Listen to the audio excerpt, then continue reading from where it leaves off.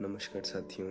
जैसा कि आप लोग हम सभी जानते हैं कि जो भाजपा सरकार, जो मोदी सरकार द्वारा 8 नवंबर 2016 को रात्रि 12 बजे बाद में 500 और 1000 के नोटों को बंद कर दिया गया। ठीक है, काला धन, भ्रष्टाचार, आतंकवाद, जो भी इनके मुद्दे रहे, इनको रोकने के लिए एक ऐतिहासिक फैसला लिया जो माननीय मोदी जी ने।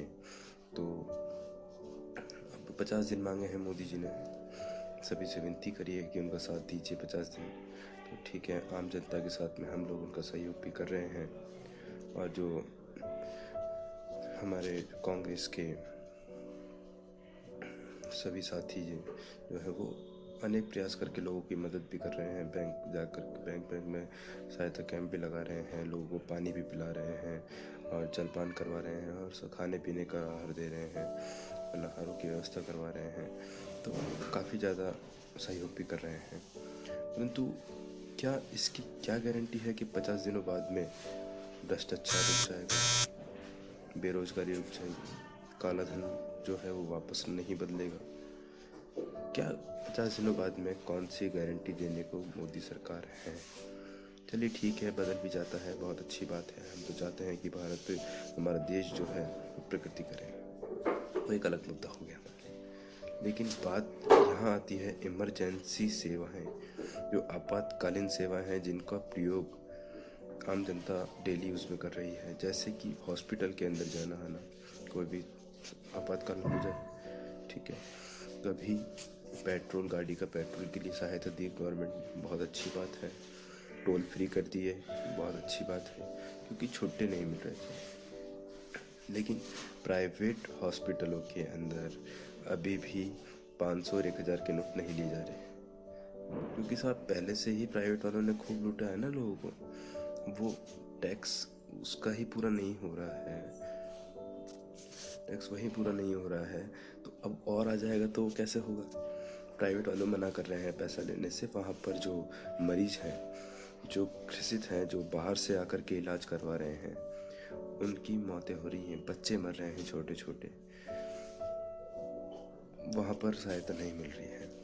दूसरा हम देखते हैं पेट्रोल पंप पे भी जनता 500 1000 500 1000 500 1000, ठीक है, वहाँ पर भी छुट्टों की व्यवस्था नहीं है। वो कहते हैं, बोले 500 का ही डलवाओ। ठीक है, इमरजेंसी है, सहायता कर रहे हैं मोदी जी के कहने पे 50 दिनों के जो बोला है उन्होंने। लेकिन खाने पीने के राशन में भी चेक से भुगतान करके चलिए कर रहे हैं, काम निकाल रहे हैं। परंतु वो गरीब, वो मजदूर, वो किसान जो मजदूरी करता है, सुबह और रात को खाना खाता है, बना कर लेकर आता है कहीं से सामान, राशन, वो नहीं लेकर आ रहा है। 500 रुपये बंद कर दिए, 2000 निकाल दिए, लेकिन जो 2000 हैं उसके छुट्टे नहीं मिल रहे हैं। चलिए ठीक है, किसान भी जैसे तैसे मोदी सरकार का सहयोग कर रहा है एक तरीके से। परंतु जो महिला है, अपन महिलाओं की बात करते हैं, जो महिला रात भर अपने पति के साथ में भाई टेंशन लेके बैठे, सुबह उठती है बेचारी, खाना बनाती है, बच्चों का टिफिन बनाती है, सब दिन भर काम करती है घर का, फिर वही जब अपने पति आता है उसका तो सोच विचार करती है। लेकिन जब भारतीय नारी के सम्मान की बात, जब भाजपा द्वारा इतने कार्यक्रम में भारतीय नारी को सम्मान की बात कही जाती है, तो आपने ये नहीं देखा कि इस फैसले से भारतीय नारी को जो उसके सम्मान है उसमें कमी हो जाएगी। आप लोगों ने सेल टैक्स, सारी दुकानें बंद करवा दी भारत के अंदर, आपने अलग अलग जगह छापे पड़वा दिए, आपने ज्वेलरी वालों के जो ज्वेलर्स हैं उनके छापे पड़वा दिए इनकम टैक्स वालों से, किरानों की दुकानें बंद करवा दी। परंतु खासकर इस पे ध्यान दीजिए कि आपने शराब की जो दुकानें हैं वो बंद नहीं हुई आज तक, और बिक्री 3 गुना ज़्यादा हो गई है। 3 गुना बिक्री ज़्यादा होने से वहाँ पर भी तो यही सीन होता है ना, वहाँ पर भी जा रहा है जो आदी है शराब का सेवन करना, जिसको है वो आदी तो जाना है उसको, तो वहाँ से वो डेली की जहाँ 1 बॉटल लेकर आता होगा, अब वो 3 ले रहा है, क्योंकि उसको 500 और 1000 का नोट पूरा करना है। अब जब सेवन ज़्यादा कर रहा है तो उसकी आदत ज़्यादा खराब हो रही है और उससे उसका स्वास्थ्य जो है वो खराब हो रहा है। लेकिन अब ये देखिए, वो ज़्यादा पी रहा है, घर पर आकर के भारतीय नारी, जो आप सम्मान की बात कर रहे हैं, उससे लड़ाई झगड़े कर रहा है। आपने वहाँ उस बेचारी भारतीय नारी को इतनी गाली गलौज होती है, घर में क्लेश हो रहे हैं, वहाँ पे उसका ना भारतीय नारी का सम्मान कहाँ गया?